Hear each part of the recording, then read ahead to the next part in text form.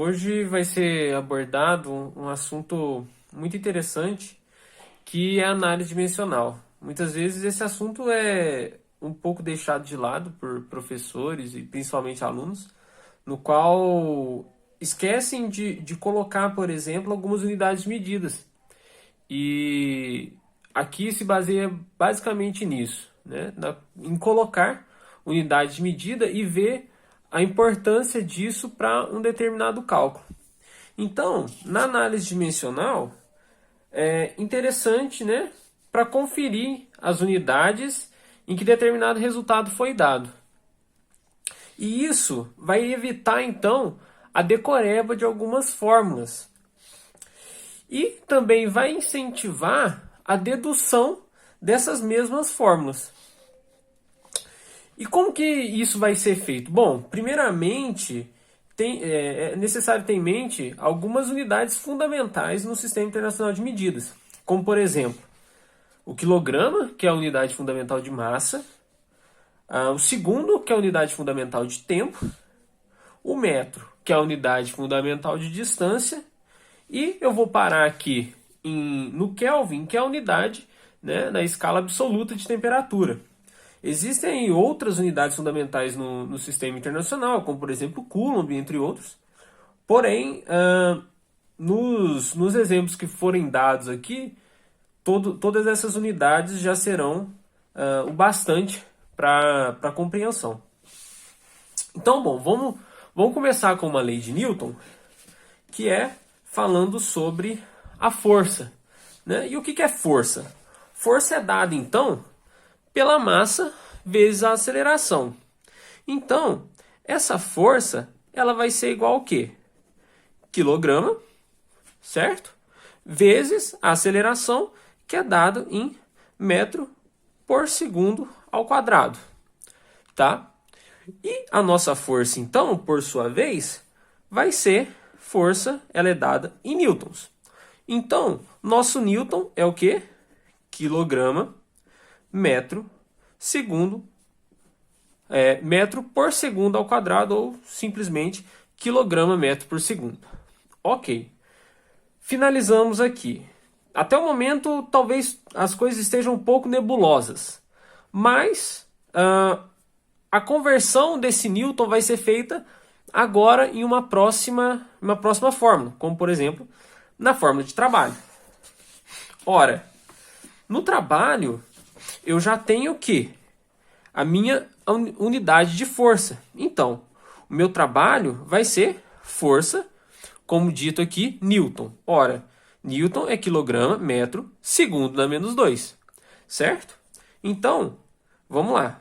Quilograma, metro, segundo na menos 2. Que é a mesma coisa que Newton. Vezes a distância. Né? Como já dito ali em cima, qual que é a minha unidade fundamental de distância? Metro. Então, vou multiplicar isso daqui por metro.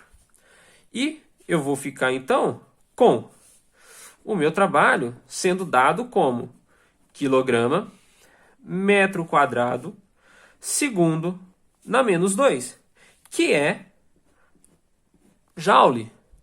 Tá? Então, o que ocorre? Por que eu estou fazendo isso? A partir disso daqui, a partir do momento que eu sei o que é um joule, eu consigo fazer o caminho inverso para descobrir algumas fórmulas.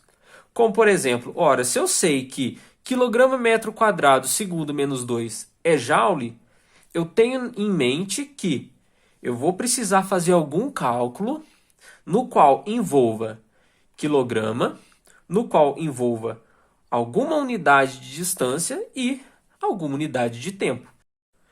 Então, fazendo uma projeção dessa fórmula aqui para outras fórmulas, como por exemplo a fórmula de potência, e o que é potência?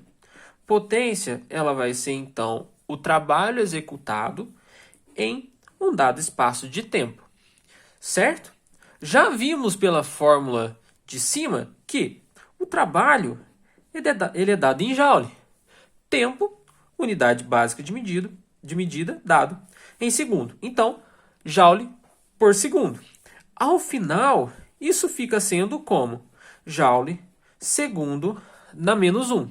Só que o joule ele é dado em quilograma, metro quadrado, segundo menos 2, vezes, então, segundo menos 1. Por fim, temos que a potência ela vai ser dada em quilograma, metro quadrado, segundo na menos 3, que vai ser chamado de watt. Fazendo outra projeção, mas agora voltada para o ramo da química, temos como exemplo a água. 1 mol de água, por exemplo, tem 1 mol então de água tem 18 gramas, certo? Ou seja, são 18 gramas por mol, mol na menos 1. Se eu quero, por exemplo, saber quantos gramas eu vou ter em 10 mols de água, eu multiplico isso daqui por 10 mol. Mol corta com mol, ao final eu tenho 180 gramas de água. E por que que isso daqui é importante? A partir do momento que a gente consegue conferir as unidades que foram cortadas, as unidades que foram canceladas em um determinado cálculo, a gente consegue ter um controle de qual unidade vai ser a unidade final que vai ser obtido esse resultado.